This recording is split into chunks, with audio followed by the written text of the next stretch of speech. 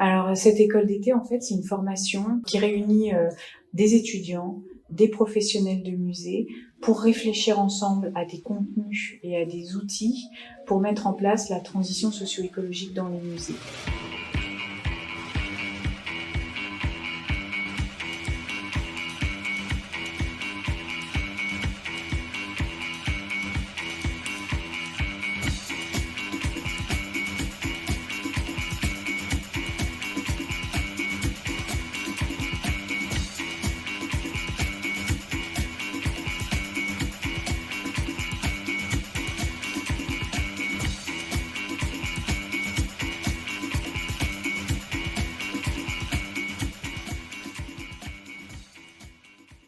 Alors, je m'appelle Aude Porceda et je suis professeure à l'Université du Québec à Trois-Rivières. Moi, je m'appelle Anne Gallebien. Je suis maître de conférence à l'Université de Toulon, à l'UFR Ingémédia. Moi, c'est Maëlle Tribondo. En fait, moi, je suis doctorante à l'Université de Toulon en sciences de l'information et de la communication et je travaille sur les expositions de musées qui parlent de la transition écologique. L'école d'été, en fait, on a obtenu avec Anne, on a fait une demande de subvention qui s'appelle Samuel de Champlain, qui permet de faire des projets avec la France et le Québec. Et en fait, on s'est rendu compte, avant de démarrer, de faire cette demande, que le monde des musées avait besoin, en fait, d'être formé à la transition socio-écologique. La plupart des colloques ou des journées d'études sont décidées par les chercheurs. Ils font un appel et puis les gens répondent à la question proposée par la journée d'études ou le colloque. Là, on avait donc ces journées à l'ACFAS, mais pour autant, on avait déjà quelques partenaires musées qui étaient pertinents. Mais ce qui nous a intéressé, c'est qu'on travaille une problématique itérative tous les vendredis soirs, en leur demandant justement qu'est-ce qui les sensibilisait, quelle thématique serait été intéressante. Alors ça a été laborieux, mais c'est normal. Et ce labeur est plutôt porteur. On essaie de partir de la réalité et pas d'imposer notre vision et nos connaissances sur le sujet. C'est de la discussion et des préoccupations communes, parce que chaque partenaire avait un réseau, des connaissances qu'on a pu thématiser ces 3 jours.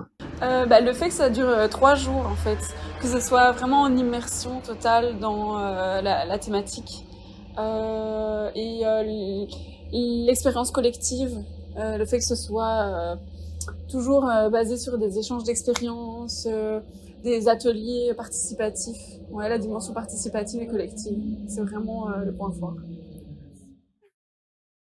Moi, j'ai plutôt proposé qu'on fasse une journée entière dédiée à la façon de penser l'écologie parce que on partait du constat que souvent on considère l'écologie comme déjà comprise et il ne manquerait plus qu'à appliquer des idées qu'on connaît déjà. Et on a voulu revenir un peu là-dessus. Alors sur la première journée, on a décidé de faire venir principalement des personnes qui sont critiques de l'écologie dominante, du discours dominant sur l'écologie et notamment sur les questions de nature. Et pour ça, on a fait venir des chercheuses et mais aussi des artistes, donc des gens issus de différents champs de savoir, dans le but de déconstruire l'idée de nature. La pertinence des intervenants. Je crois qu'effectivement, que ce soit dans le domaine, dans la première journée, avoir en face de nous, effectivement, que ce soit ethnologues, chercheurs, etc., scientifiques en tout cas, et pointus sur le sujet, amène à rehausser justement le niveau. Et je crois qu'il y a même un côté émotionnel à écouter certaines interventions. Et puis l'autre point fort, c'est de travailler avec des gens qui ont expérimenté en fait leur méthode et qui nous la proposent et qui témoignent aussi du fonctionnement en fait de la méthode. On n'est pas sur des théories, mais effectivement sur une analyse de mise en pratique.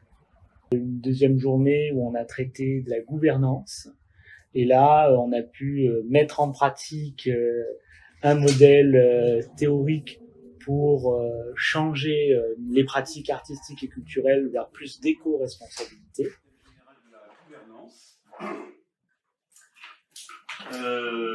Ça va être copieux, ça va être dense.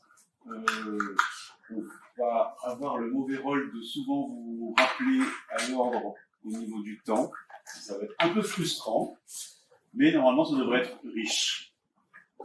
La mission d'aujourd'hui, elle est très simple. Vous devez repartir avec un programme concret et réalisable du musée soutenable en 2035. On a travaillé sur les questions de conservation, qui étaient aussi particulièrement intéressantes. Aujourd'hui, sur des sujets qui sont plus en lien effectivement avec ma pratique et qui sont effectivement là pour le coup du concret, des choses que moi-même je pourrais restituer auprès des collègues et beaucoup d'idées en fait qui sont en présence et que je vais pouvoir utiliser. Oui, ben là on sort de 3 jours de cette école d'été sur les musées en transition. C'était très intense. C'était très dense. Il y a plein de thématiques différentes. Mais c'était 3 journées extraordinaires. On est vraiment dans une bulle, on est en immersion.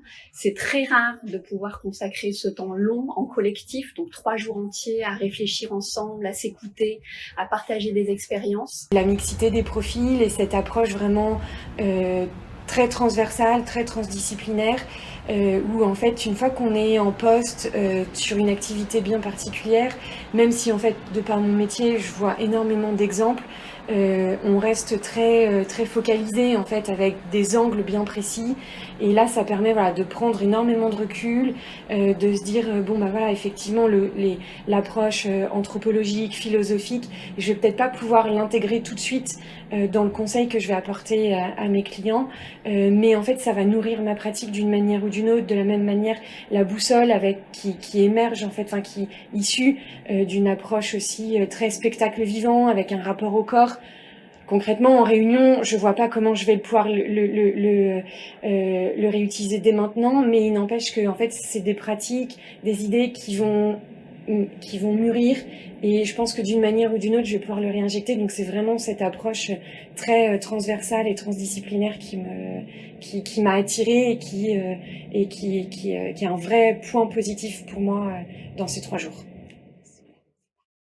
Et ce que j'apprécie dans ce genre de rassemblement, et notamment ce travail qui mobilise l'intelligence collective, c'est que c'est vrai que ça nous permet de repartir outillés et puis surtout plein d'énergie et plein d'entrain pour continuer à contribuer chacun de notre côté dans cette transition des musées.